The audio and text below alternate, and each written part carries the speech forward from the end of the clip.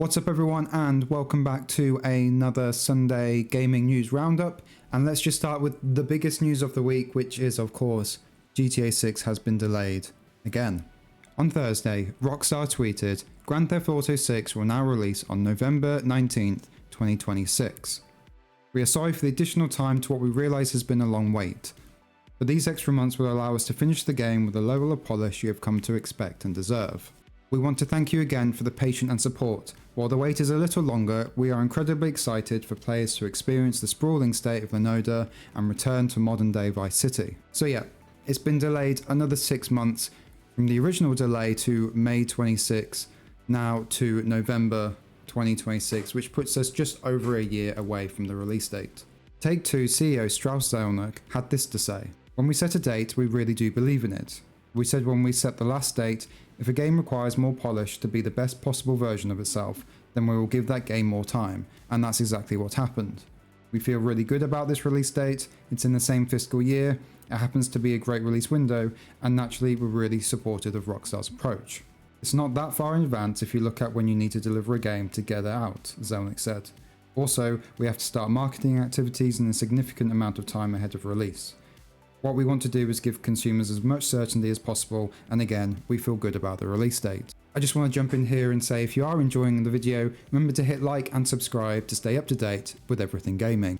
Now, this wasn't the only reason Rockstar has been in the news this week. It's kind of interesting timing, as this announcement came just a couple of days after the news broke that Rockstar had fired around 30 employees, allegedly for leaking information about the game in public forums. However, the Let Go employees have come out and said that this happened as the employees of Rockstar, in groups or chats with non-Rockstar employees, were in talks about forming a union. And we all know how big companies feel about unions. The Independent Workers Union of Great Britain, which represents people working in the gaming sector, said 31 workers were fired from Rockstar's UK studios on 30th October. The union led rallies outside the company's offices in Edinburgh and London on Thursday to protest what it described as the most blatant and ruthless act of union busting in the history of the games industry. Rockstar issued a statement to Bloomberg saying, "Last week, we took action against a small number of individuals who were found to be distributing and discussing confidential information in a public forum, a violation of our company policies. This was in no way related to people's right to join a union or engage in union activities." We may find more info about exactly what happened in the coming weeks. Of course, if employees were leaking information about the game, they're not going to come out and admit it. But at the same time, this wouldn't be the first time that we've seen layoffs happen in the gaming industry, coincidentally at the same time that there are talks of unionization. Either way though, this whole situation is pretty messy, and I actually feel that the delay has kind of brought more attention to this story. A lot more people are talking about it. However, of course, the delay is very much at the forefront of people's minds. Now, the delay is disappointing, of course. When GTA 6 releases, it will be 13 years since the last GTA came out. I don't think anyone's too surprised though. This is kind of Rockstar's MO when it comes to releasing new games. The first trailer for GTA 6 gave us the 2025 window, and the second trailer that came out back in May gave us a release date for May 26th, 2026. What was interesting then about this was that we actually got a release date, which I think made a lot of people feel that this was sort of more set in stone. Looking back on Red Dead Redemption 2's marketing, it was originally supposed to release in the fall of 2017, was pushed back to the spring of 2018, and then finally we got the release on October 26th, 2018. So you might notice a pattern here. GTA 6 was supposed to come out in 2025, it was pushed back to May of 2026, and now we have a new release date of November 2026. I myself felt pretty confident with the May release date, but there was something in the back of my mind telling me that this could happen. Not only because GTA 6 seems to be this like mythical game that we'll never get, but this just seems to be the way with Rockstar. It's inevitable that there's going to be multiple delays. However, at the end of the day, GTA 6 is probably going to be the biggest release of all time, not only in the games industry, but also the entertainment industry. So Rockstar needs to make sure it's damn near perfect.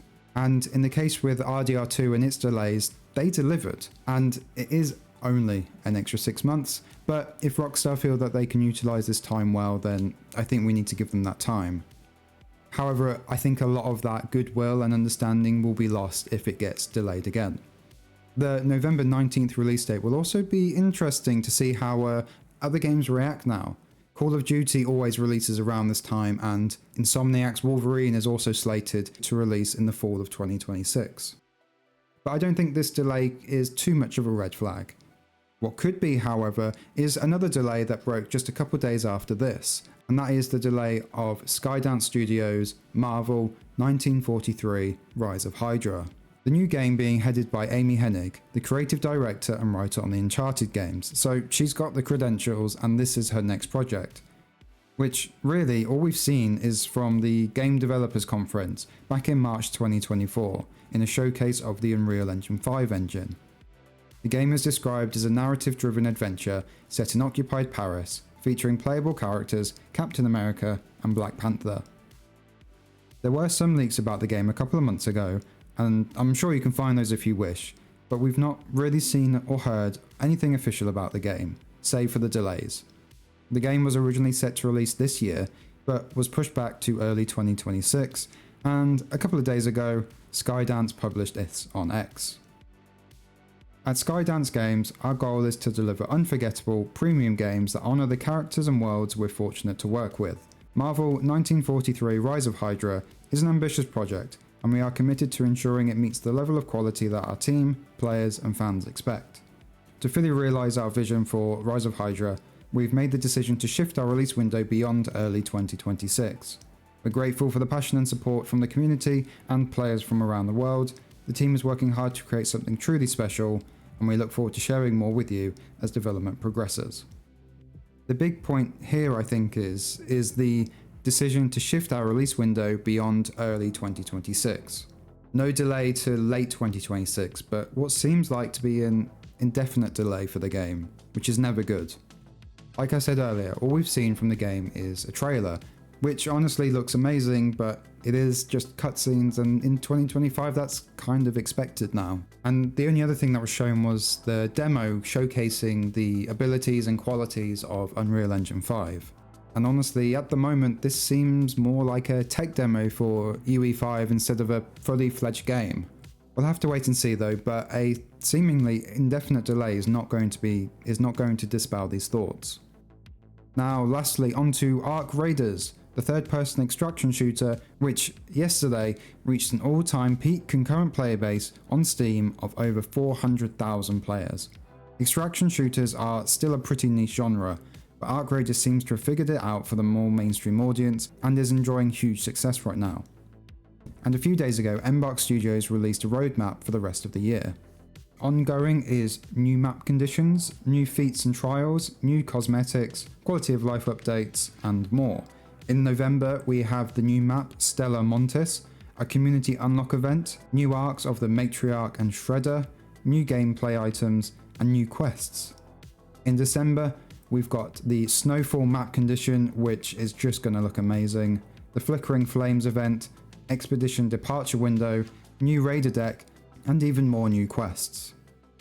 Embark really doesn't seem to be slowing down after the release, with the addition of new quests and 2 community events. One of the biggest talking points currently is the PvE and PvP aspects. If you're not aware, extraction games, and Ark Raiders is no different, are PvPvE, meaning there are other players you can interact with and fight, as well as AI enemies that all players need to be aware of. You have the crowd that mostly just want to PvP, and people that prefer only PvE. Ark Raiders was originally a PvE only game, but the developers have come out and said that the addition of PvP was because the game was just not fun, and it lacked that tension that seeing another player and not knowing if they'll be friendly or hostile really brings. The developers have also stated that they won't be adding any quests that require you to kill other players, and that they still want the Ark machines to remain the primary enemy and focus. Gauging from what we see with this roadmap, it seems like community events will be the way Embark will go about this, as well as continually adding additional archetypes where players have to band together to reap these rewards. Maybe we'll see the addition of a raid-like event, which takes you to a non-PvP space. We aren't sure yet, but Embark seems to have a continuing vision for this game, And I for one can't wait to see what else is in store for us raiders topside. If you're playing Arc Raiders, how are you feeling about the game in general and this whole PvP, PvE discussion that's going on? Add your thoughts down below and I'll see you in the next one.